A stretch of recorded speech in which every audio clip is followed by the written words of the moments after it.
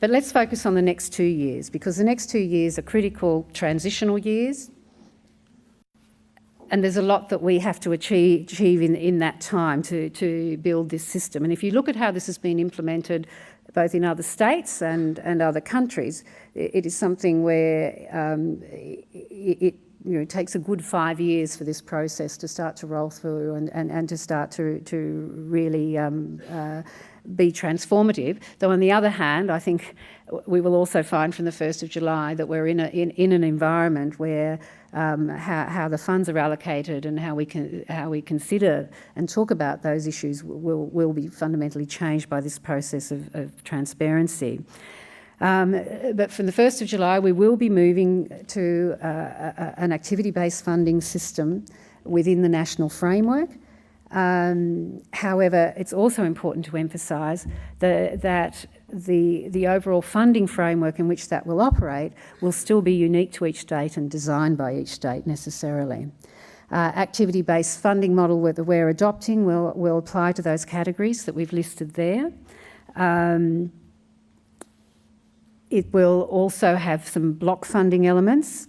There will be block funding for small country hospitals, and they're defined, the small hospitals are defined of hospitals with separations fewer than 3,500. And teaching and research will be block funded.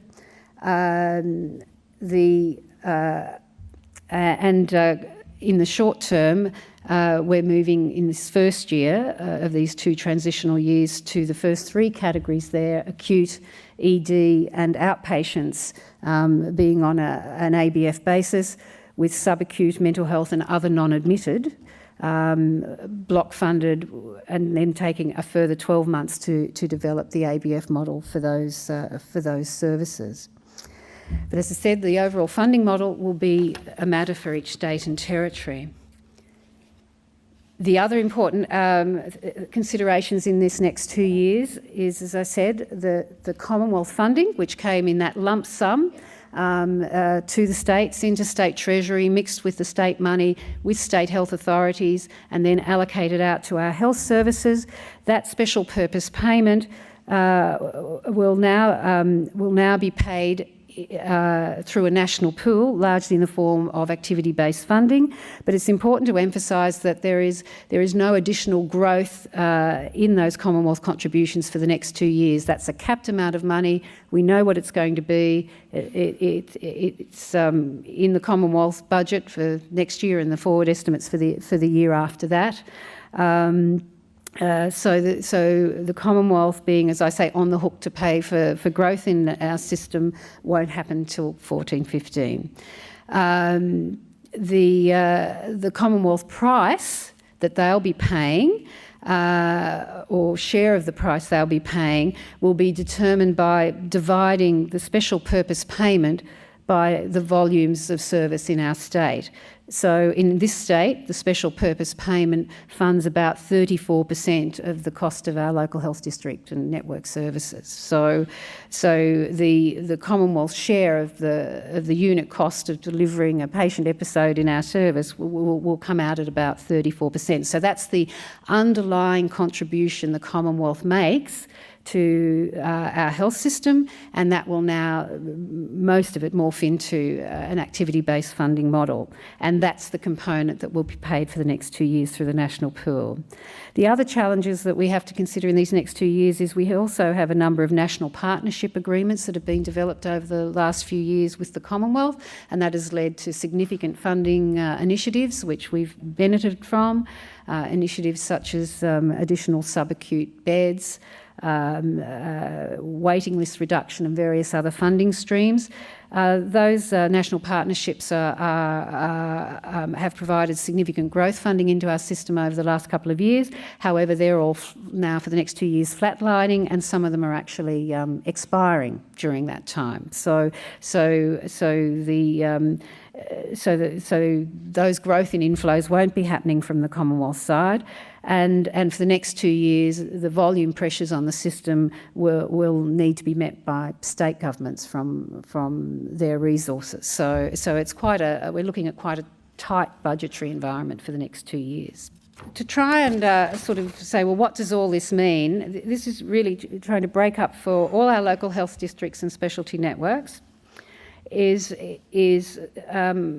where the money comes from and how it breaks up again across these categories. So this is illustrative, not finally definitive, but having tested it with a few board chairs and others have said that they've found it helpful in getting their heads around where does the money come from that a health service receives. So and just note that those numbers are all Bs for billion. So of the funding we put out to the health system, you can see in blue for the next 2 years the Commonwealth components, and I've taken this year's budget and broken it up into these boxes, which are the sorts of boxes we'll be funding from in the future. So you can see the various Commonwealth and state shares coming into our system, and they're sort of the sizes of the boxes aren't absolutely accurate, but trying to give the proportionality. So the underlying Commonwealth funding through the special purpose payment, in our current dollars, splits 2.3 billion, which would be activity funded services for those first three categories of admitted, ED and outpatient. The lighter blue box is the other categories that'll be block funded in the first instance. Mental health, subacute, etc., small hospitals. And the state funding components coming out of the state funding model in those categories. And then now, for the first time in our systems from next year, we'll actually have some explicitly identified state-only funded areas. And this is still debate, but sitting in there is depreciation, because the Commonwealth's not contributing to capital, community health services, drug and alcohol is proposed to be out. There's a proposal that forensic patients be out. So there's a number of big disputes as to what's in or out. We never had to have these discussions before because the previous model, the Commonwealth, as I say, made this contribution that was determined every 5 years, written into agreements, and a lump sum money landed in our state treasuries, but put in the mix of the state funding, and then came to your health authority, in this case previously the Department of Health, and then spread out to our system.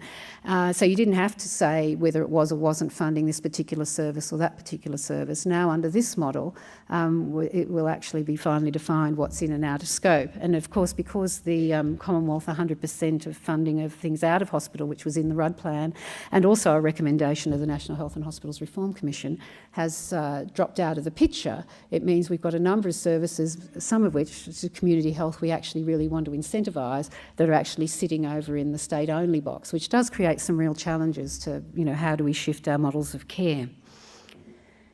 So that's sort of how it will split next financial year, and for the two transition years. From 14-15, the changes are that then the Commonwealth not only contributes that underlying funding towards our core level of activity from the special purpose payment, but it will also now pay 45% and from 17-18, 50% of a nationally efficient price set by the Independent Hospital Pricing Authority, and we have Tony Sherburn here to talk to us today. For in-scope, that means those things the Commonwealth are saying and states and with HIPAA agreeing are in-scope for ABF and block-funded services. So, and growth is defined as both increases in volume over the base volumes and cost increases, the rate at which health costs accelerate year on year of public hospital services. So from the 1st of July 2014, the Commonwealth will pay a blended price, which will probably come out in New South Wales at less than 40% of the national efficient price, because that price will be a blended price that combines their contribution to our core levels, which I've said probably comes out at about 34%, with them also paying for the growth element at 45% and then later 50%, and that'll blend to a payment of less than 40%. Over time, as growth continues year on year, the Commonwealth's overall share therefore will increase slightly, but someone did some maths that said that it'd take to 2050 before we got to the Commonwealth being, sort of 49.5%. So it's really just from obviously wearing a state hat here, really get clear that the Commonwealth is making an important contribution to growth, but that the state is still very much the majority funder and carrying the funding risk of the system, which will still be a cap-funded system. But the idea is that how we build up that budget cap and what's within it and how we deal with growth and so on will be far more explicit, and hopefully then enable health services to operate in a more effective manner in terms of what resources they receive and then how they apply them. Trying to draw that illustration, the boxes shift and so we've got more in the ABF category of both the state-sourced and Commonwealth-sourced funds, and we've also starting to get the Commonwealth contribution to growth as well.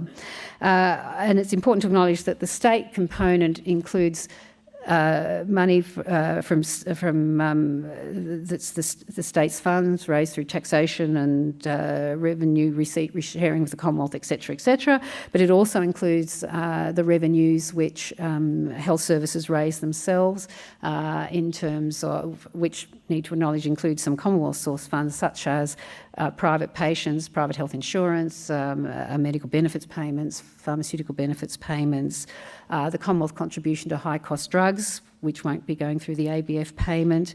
It includes payments by third-party payers such as motor accident authorities and workers' compensation for patients, plus income that are received in the form of donations, car parking fees. So the state component is a combination of